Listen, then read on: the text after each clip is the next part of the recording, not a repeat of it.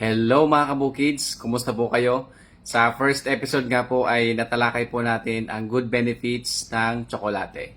Sa video naman po na to ay pag-uusapan natin ang bad side ng tsokolate. Ang sobrang pagkain po ng tsokolate ay pwedeng magdulot ng sira sa ngipin. Gayon din po dahil sa matamis at mataas po sa calories ang tsokolate, maaari po tayong magkaroon ng diabetes. Ang pagkain din po ng tsokolate ay maaring makatrigger ng migraine o yung pananakit ng ulo.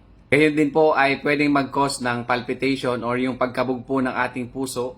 Bawasan or iwasan po natin ang pagkain po ng tsokolate kung tayo po ay high blood or may sakit po sa puso. Dahil may sangkap po itong caffeine na pwede pong magpataas ng ating BP. Isang tip lang mga kabukids, mas healthy po yung dark chocolate compare po sa white at milk chocolate. And ayon po sa pag-aaral mga kabukids, ang dark chocolate ay maigi po sa ating puso. That's it for now mga kabukids. Maraming salamat po sa inyong panonood.